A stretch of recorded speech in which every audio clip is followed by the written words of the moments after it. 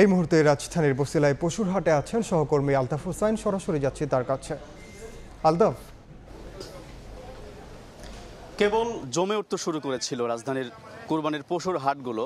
তো বিকেল নাগাদ হঠাৎ করে বৃষ্টি আসায় কিন্তু আসলে অনেকটা দুর্ভোগ নেমে এসেছে রাজধানীর পশুর হাটে। বেচা বিক্রি অনেকটা থেমে আছে। আমরা বিক্রেতাদের সাথে কথা বলেছি যে আসলে সকাল নাগাদ কিছুটা জমে উঠতে শুরু করলেও বিকেল নাগাদ যখন বৃষ্টি শুরু হয় ঠিক তখন থেকে কিন্তু আসলে ক্রেতারা একদমই আসছে না, যে কারণে তারা কিন্তু বেচা বিক্রি বাদ দিয়ে বসে আছে এবং তারা অনেকটা শঙ্কার ভেতরে আছেন যে সবশেষ আসলে কি হয় সেটা নিয়ে আসলে তারা ঠিকমতো গরুগুলো বিক্রি করতে পারবে কিনা সেটি নিয়ে আসলে শঙ্কায় আছে। এমনিতে তারা বলছিলেন যে এবার দাম নিয়ে তাদের মধ্যে একটা অভিযোগ। তারা বলছেন যে এবার গরু লালন পালন করেছে, তারা বেশ কিছু খরচ বেড়েছে লালন পালন করার জন্য।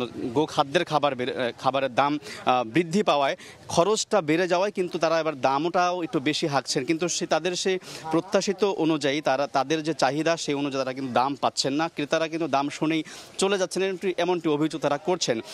এরই সঙ্গে তারা যেটি বলছেন যে এবার কিন্তু অনেক গরু আমরা দেখছি হাটে, প্রচুর গরু আছে। বিশেষ করে আমি এই মুহূর্তে আছি রাজধানীর মোহাম্মদপুর বসিলার এই গরুর হাটে এবং সেখানে আমরা দেখছি এবং যারা ইজারাদার যারা আছেন তারা বলছেন যে মোট 1 লাখেরও বেশি গরু কিন্তু এখানে তারা এবার এসেছে এবং সেই গরুগুলো ছোট মাঝারি বড় গরু আছে। সেই গরুগুলো 60-70 থেকে শুরু করে 1 লাখ 2 লাখ এবং 10 লাখ টাকা পর্যন্ত দামের গরু কিন্তু এই হাটে পাওয়া যাচ্ছে।